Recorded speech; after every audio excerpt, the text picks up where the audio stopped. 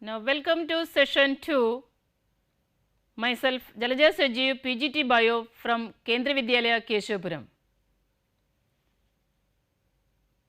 In the previous session, I have given you the question to answer. Here is the question for you to think about it and answer. Is there any need for emasculation in a pea plant that is considered as male parent? If not, why? There is no need for emasculation in a pea plant that is considered as male parent. It is because emasculation is done to convert a bisexual flower into a female flower only. So, there is no need to remove the anthers from a bisexual flower if you want to convert it into a male parent.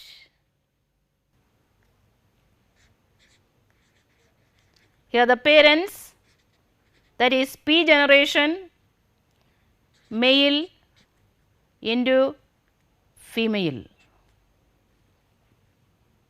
Phenotype,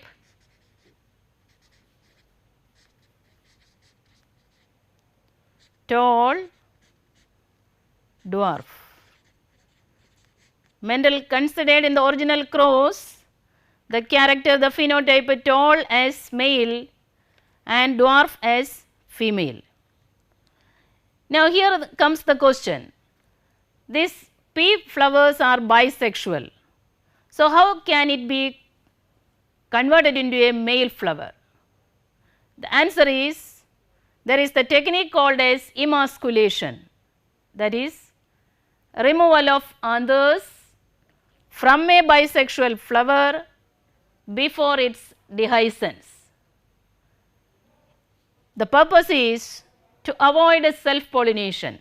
Our aim is hybridization program, cross pollination. So, we have to avoid self pollination, and for this purpose we are using the technique emasculation, that is removal of anthers from a bisexual flower to convert into a female flower. So, here this particular plant, that is the dwarf plant, is subjected to emasculation in order to convert it into a purely female flower. Now, coming to the genotype,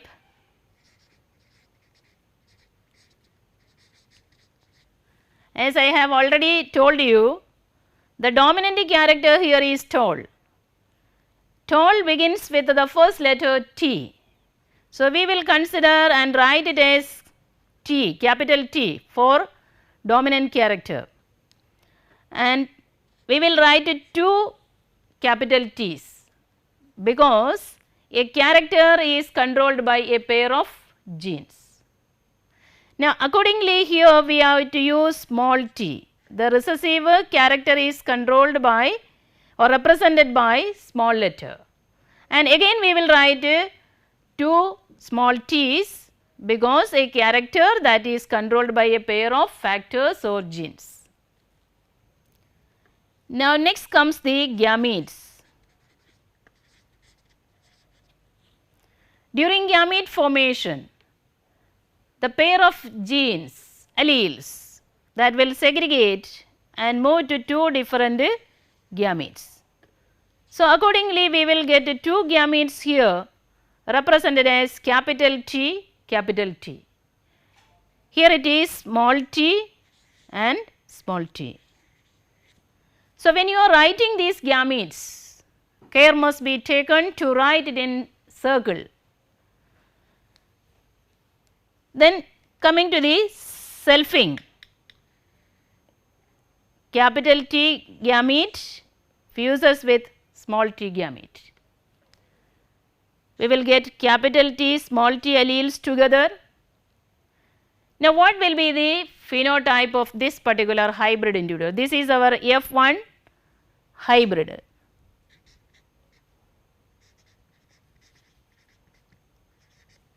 F1 hybrids, I am representing only one union here, the other progeny is also of same genotype and phenotype. So, capital T and small t alleles. Now, what will be its phenotype? Here comes the question. Capital T is dominant over small t, and this capital T will express its character and small t gets suppressed. So, we know that capital T is meant for tall character. So, the phenotype of this progeny, that will be tall. So, tall in phenotype.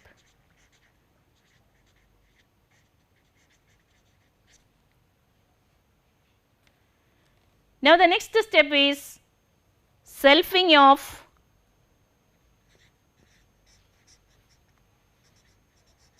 F1 hybrids.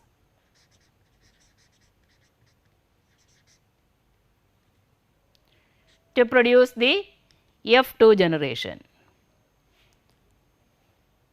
So, that we can represent as capital T small t into capital T small t.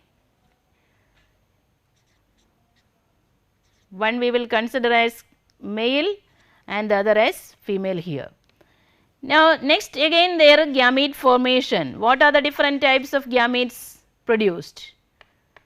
So, these two alleles, contrasting alleles, they will segregate and move to two different gametes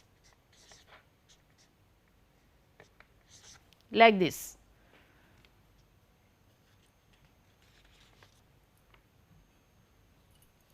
Now, RC punnet shown this combination of F2 progenies, their genotype, their phenotype and the possibilities in a typical column method, that is known as checkerboard or Punnett square. So, we can represent here the different possible phenotype as well as genotype of these F2 progenies by using columns. Here we will write the male gamete on this side, vertical side, and female gamete on this horizontal side on the top portion. So, capital T one gamete, small t the other gamete. Here again the male gamete capital T and female gamete small t. Now, we can write the combination. Capital T gamete fuses with this female gamete capital T, we will get the combination like this, and this gamete capital T with this small gamete, with the small t gamete female gamete, we will get the other combination capital T and small t. Here again capital T small t. In some cases the students are making the mistake here, please listen carefully.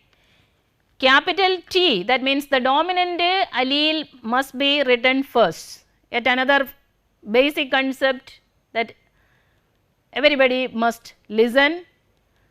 The capital T, that means the dominant letter must be written first, followed by the small letter. Here it is small t, small t. Now, coming to the phenotype, capital T will produce tall phenotype, capital T and small t, it also produces tall, because as I have already told you, capital T gene meant for tallness is dominant over small t gene for dwarfness. Now, this particular progeny, that is small t progeny, it produces dwarf phenotype. So, we got only 3 different types of genotype here.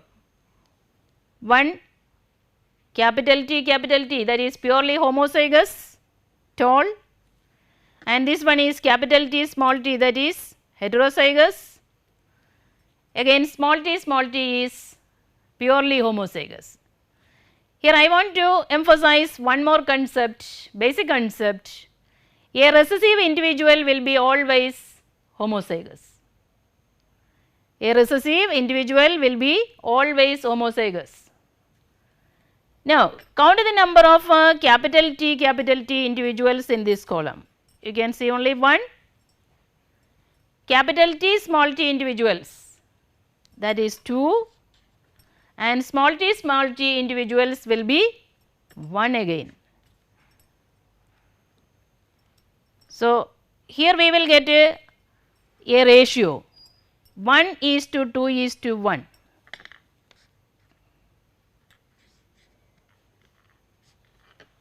This is the genotype. So, this ratio we will call it as genotypic ratio.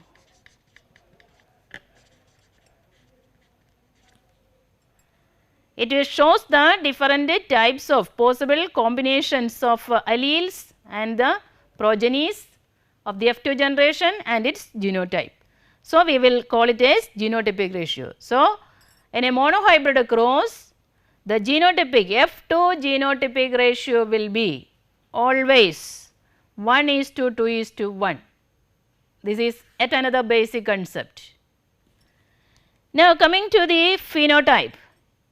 You can see 2 phenotypes here, one is tall and the other is dwarf. How many individuals are tall? 3 are tall. That means 75% are tall here. So, 3 tall and how many are dwarf? Only 1. So, that means 1 dwarf. So, tall and dwarf again it is phenotype, not the genotype.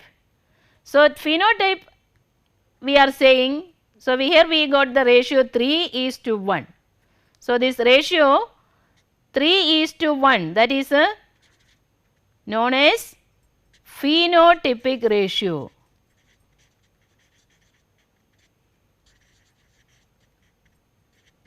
So, 2 concepts coming here, the basic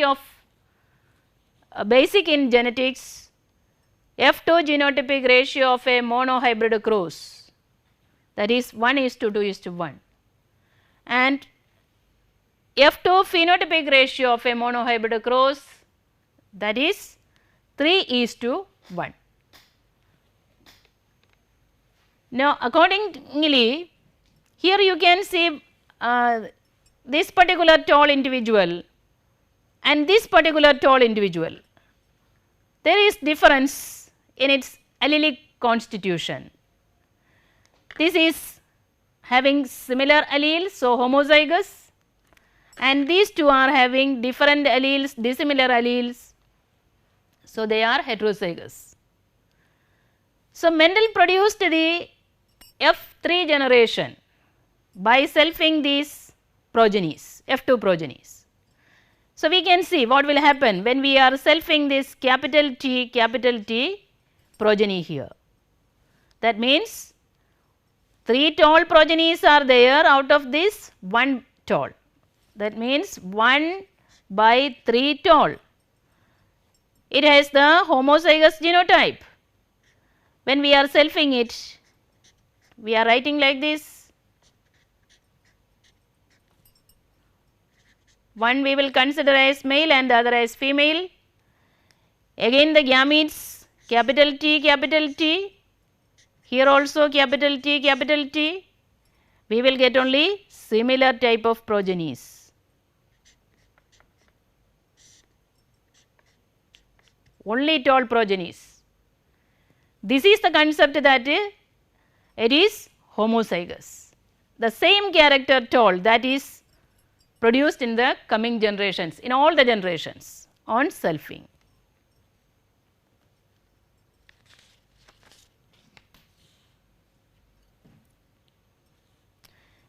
Now 2 by 3 tall progenies of the F2 generation with the genotype capital T small t.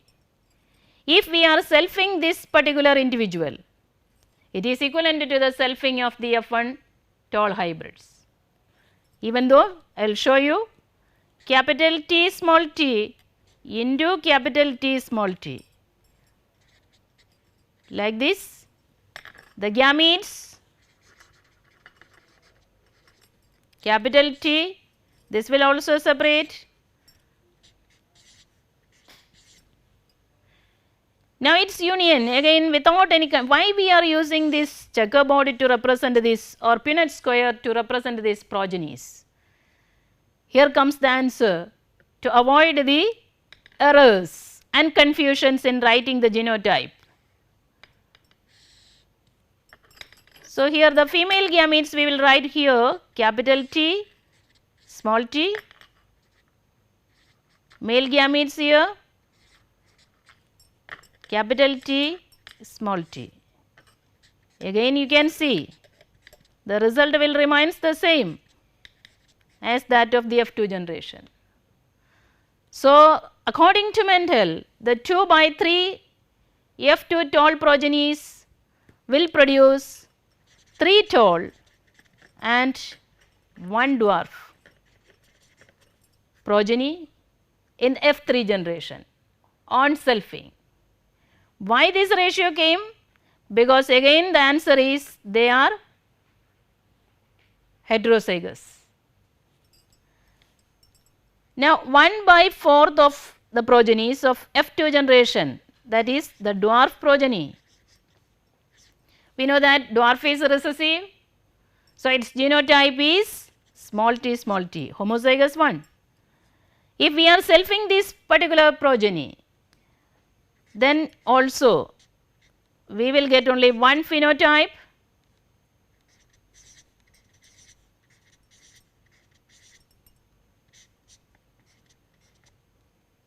that is the dwarf phenotype only. Here it is emphasized why we are getting this same phenotype again and again. The answer comes, it is homozygous, controlled by similar alleles.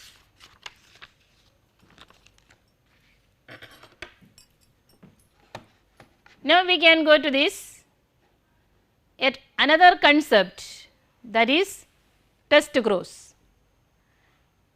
Test cross, it means we are using this particular cross to test the genotype of an unknown individual by crossing that particular individual with a recessive parent, or we can define this as crossing of an F1 hybrid back to its recessive parent.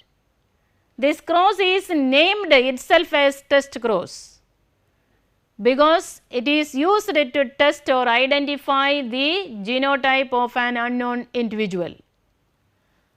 Suppose in front of us there is a tall individual, we can't say that whether it is homozygous tall or a heterozygous tall. We can't say it as capital T or capital T small t. So in that particular case, if we do not know the genotype of an individual, in order to identify its genotype, we are using this particular cross, test cross. So it is written or known as test cross. And how we will identify this case? Here after the crossing, if you are getting the progenies in an 1:1 ratio regarding the phenotype, then the genotype of the unknown individual will be heterozygous. Here comes the clue. Here this is yet another important basic concept that you have to listen. Suppose in a particular problem it is given the progenies are appearing in 1:1 ratio, identify the genotype of the particular character. So there if it comes in the 1:1 ratio regarding the phenotype, then no doubt about it, it will be a heterozygous individual. I will show you the cross again. Listen carefully.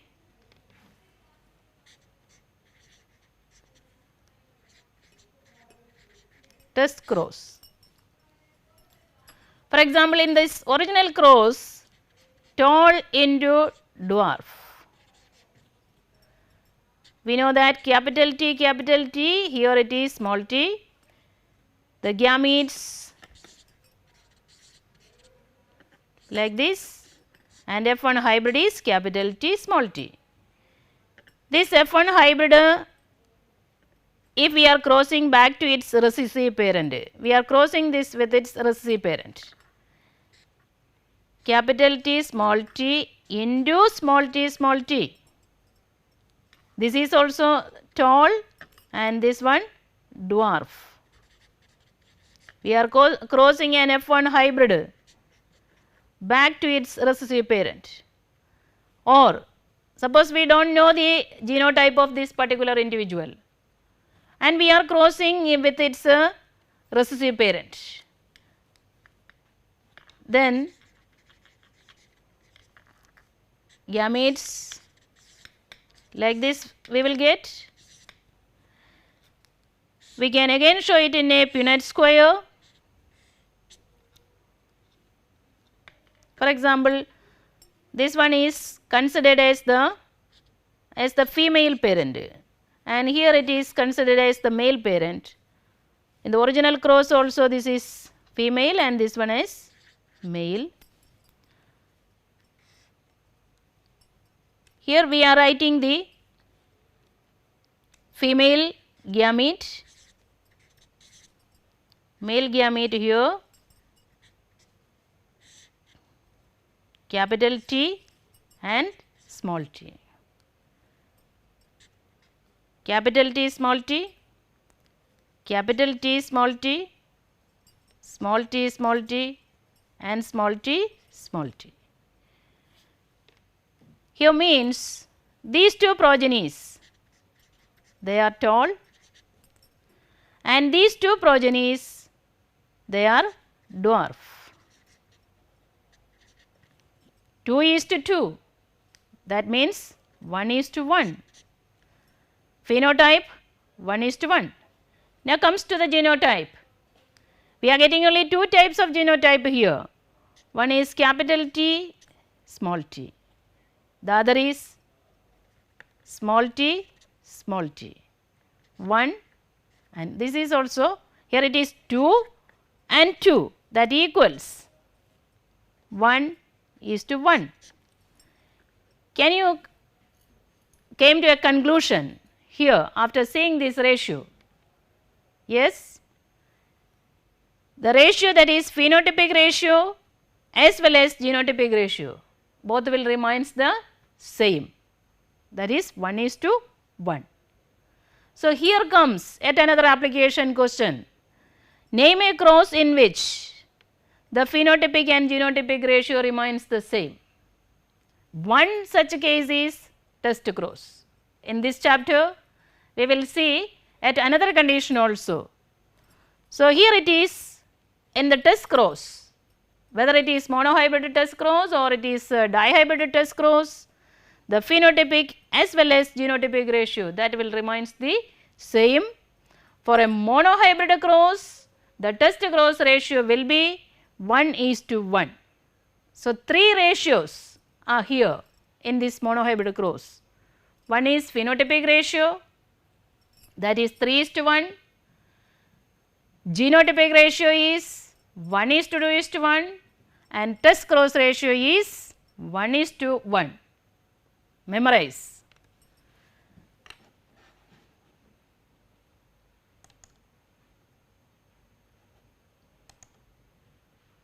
Now comes the back cross, that is crossing of an F1 hybrid back to its dominant parent, that is called as back cross. Now we can see what is the result of a back cross.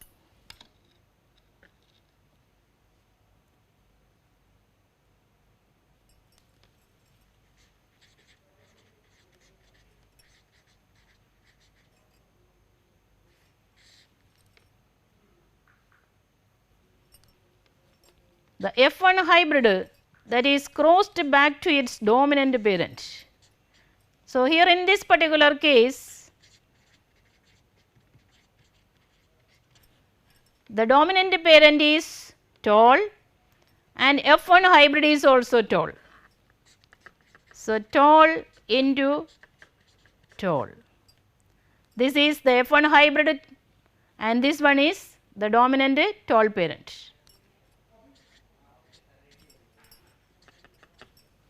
Now, coming the genotype, since it is F1 hybrid, be careful, it will be a heterozygous one. So, capital T small t and this one is capital T because it is dominant parent and pure line. So, it is homozygous. Gametes capital T small t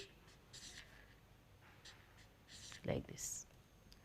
Suppose we are representing it in the Punnett square.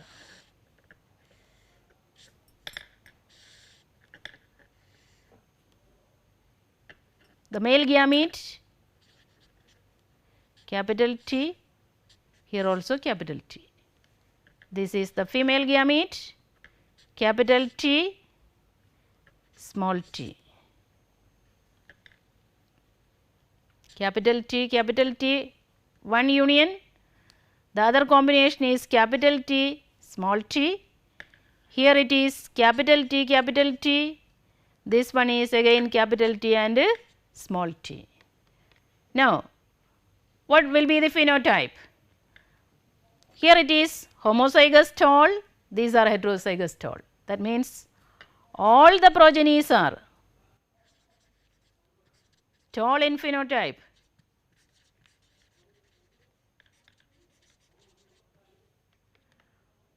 Tall in phenotype means it is dominant.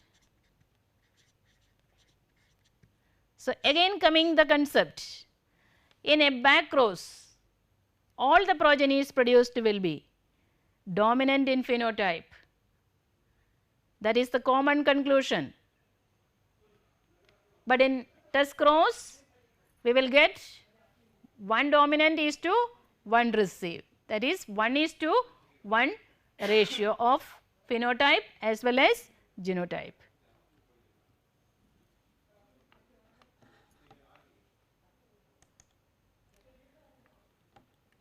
Mendel's work remains successful. So, what were the reasons for his success? First of all, it was the selection of an ideal or a suitable experimental material. You all know that the experimental material is Pisum sativum, that is garden pea. And second intelligent decision that he selected, that was selection of a true breeding plant for his hybridization experiment. You all know that true breeding? Yes, it is pure line homozygous plant. The another important concept is he studied only one particular character at a time. There were 7 pairs of contrasting characters and out of that 7 pairs at a particular time he completely studied the inheritance of a single character at a particular time. And moreover, he kept the accurate records of his hybridization experiments for further reference and study. And he used some of these statistical methods and law of probability to analyze his results of hybridization experiments. So, in this way his work, breeding experiment, the hybridization experiment was a very successful one. Now come the question, what is meant by a reciprocal cross? Mendel conducted original cross by taking tall plant as male and dwarf plant as female. but he also conducted the reciprocal cross. Now, what is the need of this reciprocal cross? What is reciprocal cross and what is the need of it? The reciprocal cross is a cross in which the sex of the parents are reversed from that of the original cross. Here you can see original cross, tall plant, that is considered as male, which is crossed with dwarf plant, that is taken as female. So, this is the original cross done by Mendel. Now comes the question, reciprocal cross. Here the sex of these parents are reversed. That means the tall plant, that we will consider as, yes, female, and dwarf plant we will consider as male. Only this thing. Here you can see the difference in the sex of these individuals. The sex of the crossed parents are reversed from that of the original cross. Now this one we will call it as reciprocal cross. Now what will happen if we are doing like this? If in the result will be the same. We can do, here it is female, here it is dwarf plant is taken as male. So here comes emasculation. Tall plant with flowers are emasculated for converting it into a female flower.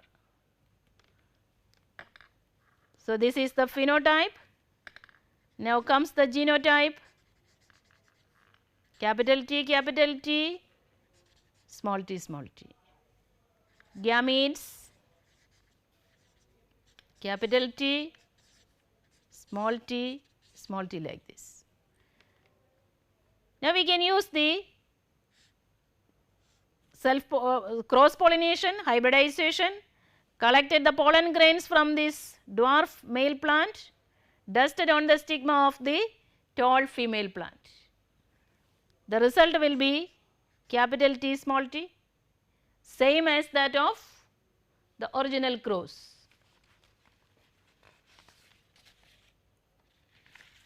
You can see here, same as that of the original cross, that you can see here.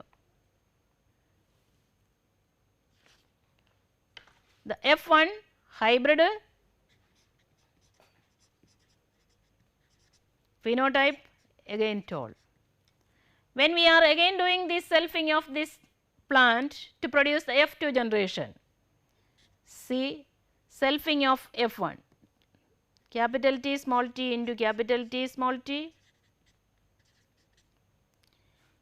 gametes capital T small t, capital T again small t. We can represent it in the form of a Punnett square.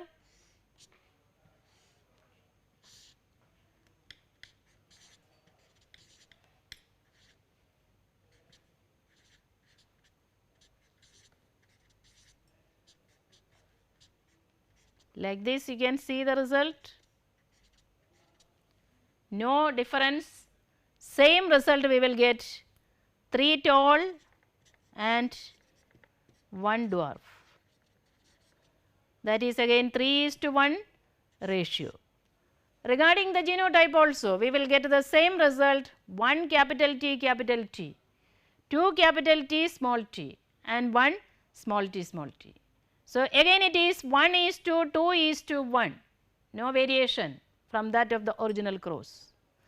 So Mendel also want to confirm whether the results remains the same or it varies. So for that purpose he used this reciprocal cross. So the results and the ratios that will remain the same.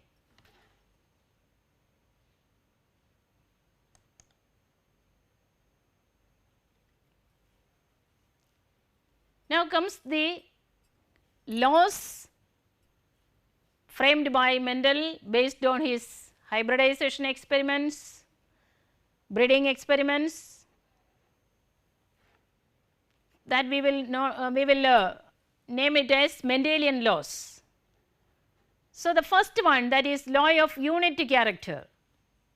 From the very beginning itself, it was told that each and every character is controlled by a pair of factors. For example, here also you can see the tall character, that is controlled by a pair of factor capital T capital T. Dwarf controlled by the alleles small t small t. So, each and every character that is controlled by a pair of factors or alleles. So, that particular law, that is known as law of unit characters. For example, if it is a purple flower color, it is controlled by capital P or it can be controlled by capital P small p. One is homozygous and the other is heterozygous. Now, coming to the second law, that is law of dominance. You can see the law of dominance here. Why this progeny F1 hybrid becomes tall? That will say the answer of law of dominance. Here you can see two dissimilar alleles present in this hybrid individual. Out of these two dissimilar alleles, one allele is dominant and it will express its character, it will produces its phenotype, and the other one get suppressed. Here capital T is the dominant allele that get expressed and small t gets suppressed, which is recessive allele. So, the allele that get expressed, it produces its phenotype, that is known as the dominant allele, and the allele that get suppressed, which will not produce the phenotype, that is called as recessive. So, this particular law, based on this particular law, the progeny, this F1 hybrid progeny becomes dominant, tall in phenotype. So, in the coming genetics problems, along with that problems, there will come the question, state what is the law based on this particular problem.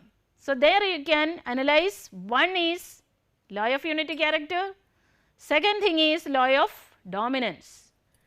Now, comes to the next one, that is law of segregation. Here you can see these two alleles, they are seen together in this particular organism. Here also in the tall phenotype controlled by the alleles capital T, they are seen together. Here also small t alleles, they are seen in pairs. So, these alleles during the gamete formation, you can see here clearly allelic pairs will separate, they are segregating and moving to two different types of gametes. Here also the capital T and small t alleles, they are seen in pairs, but during gamete formation they are moving to different gametes. And you can see in a particular gamete, there is only one particular allele of a particular trait. Not both the alleles are going together in one particular gamete.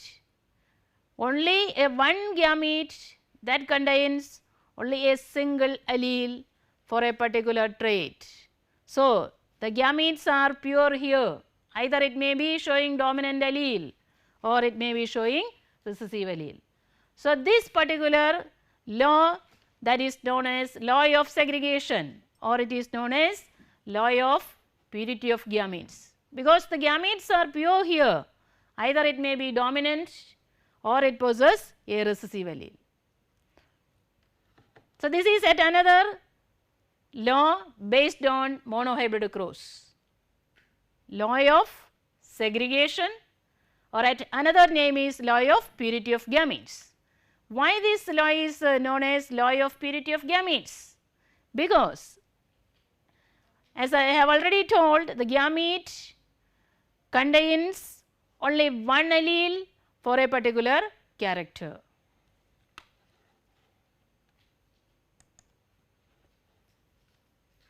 Now comes the next and the last of the Mendelian laws, that is law of independent assortment. We will see this particular law in detail and we will explain it in detail in the next session, that is in dihybrid cross, because this particular law is based on dihybrid cross, not based on monohybrid cross. In this present session, we have dealt with monohybrid laws and monohybrid cross. Now, it is the time for review questions. You have attended and listened the session very well. Now, give me the answers. Here is the question for you. Mendel crossed a true breeding purple flowered pea plant with a white flowered one. What will be the nature of F1 progenies? When the F1 progenies are self pollinated, what will be the phenotype and genotype among the F2 progenies? This is the question for you to answer.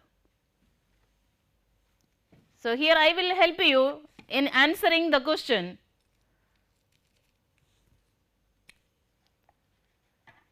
In this problem, it is already mentioned that the character is purple and the other one is white. So, from this hint, it is easy for you to identify what is the type of cross. It is a monohybrid cross, and here it already it is given the clue that the parents are true breeding. True breeding means homozygous.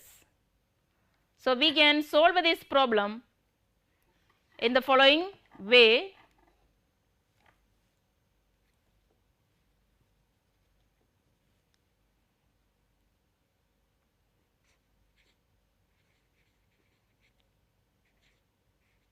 Parents, male and female. Phenotype,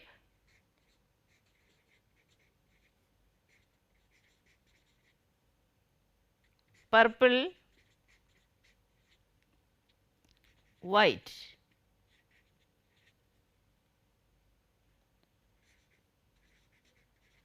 Genotype, since it is true breeding, it is homozygous.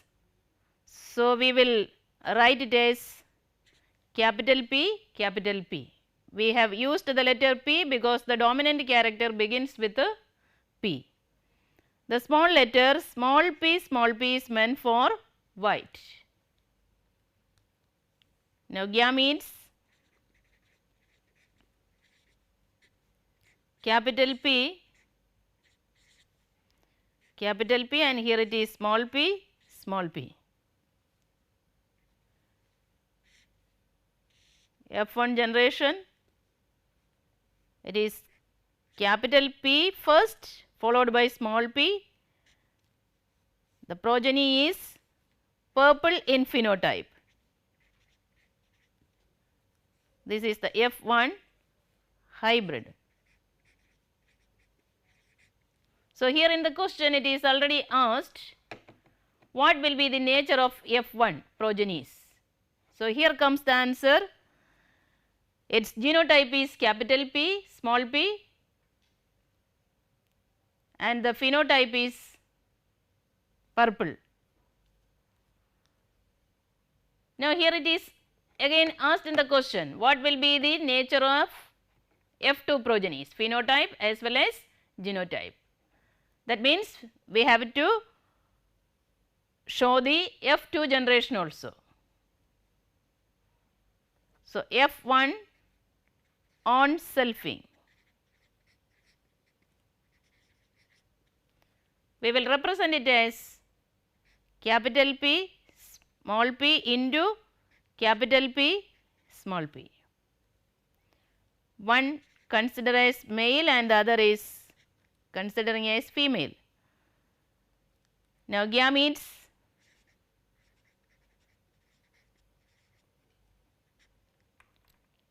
capital P1 gamete small p at another gamete, here also like this.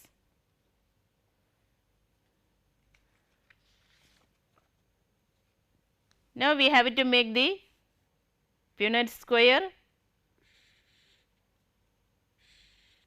for representing the F2 generation. Male gamete on the vertical side here, capital P, small p, and here is the female gamete, capital P, small p. So, among the progenies, the combination here is capital P, it is capital P, small p, here also capital P, small p, and this is small p, small p. See the phenotype, this one is purple, these two are also purple because capital P gene for purple is dominant over small p gene for white. So, total number of purple progenies will be 3 and white, that is only 1. So, here the phenotypic ratio, that is asked in the question, what will be the phenotype in the F2 progenies. So, your answer comes here 3 purple is to 1 white. Now comes the genotype. One is having capital P genotype, that is homozygous for purple, and 2 individuals are having capital P and small p genetic makeup. The other one is having small p gene constitution. So, here the genotypic ratio is 1 is to 2 is to 1. So, this is your answer for this particular problem. Now, here are some questions from your NCERT textbooks. Using a Punnett square, work out the distribution of phenotypic features in the first filial generation after a cross between a homozygous female and a heterozygous male for a single locus. Since it is mentioned single locus, heterozygous for single locus, that means F1 hybrid. And it is again mentioned that homozygous female. So, these two, from these two conclusions, we can came to the point it is a monohybrid cross. We can consider the cross tall into dwarf. A character we are taking, for example, the contrasting characters we are considering is tall and dwarf, and based on this particular character we can show this cross with the help of a Punnett square. So, here one individual is heterozygous. So, the answer for this question number 2 is tall into dwarf, capital T, small t tall, because it is already mentioned it is heterozygous for a single locus. So, it is capital T small t. Here it is homozygous, that is dwarf. Dwarf is homozygous and recessive. Heterozygous individual must be taken as male. So, this one will be the male and this will be the female parent. Now, the gametes are capital T, small t, here it is small t, and we have to represent again it in the Punnett square.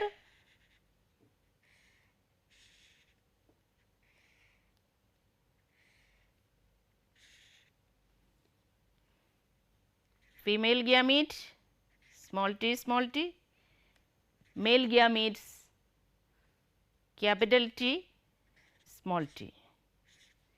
So, capital T, small t, again capital T, small t, and these t are small t, this one also small t. Here comes the phenotype, 2 tall and 2 dwarf.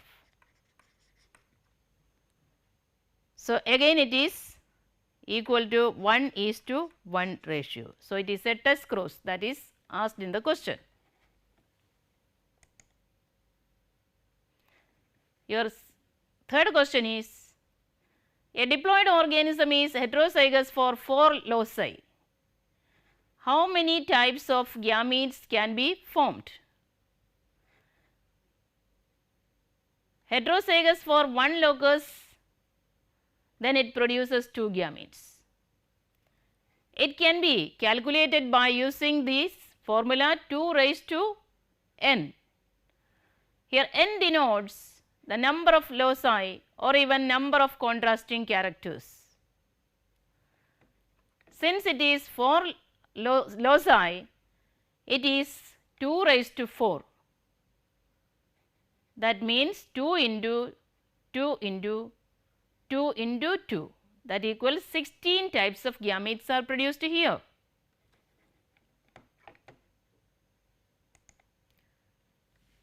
Now, this is the question for you to think about and produce the answer. A pea plant producing axial flower is crossed with another pea plant producing terminal flower. Among the progenies, 45 plants are producing axial flower, whereas 48 plants are producing terminal flower. What is the type of inheritance noticed here? Write the genotype of the parents and work out in a Punnett square. So, remaining we will see in the next session. Thank you.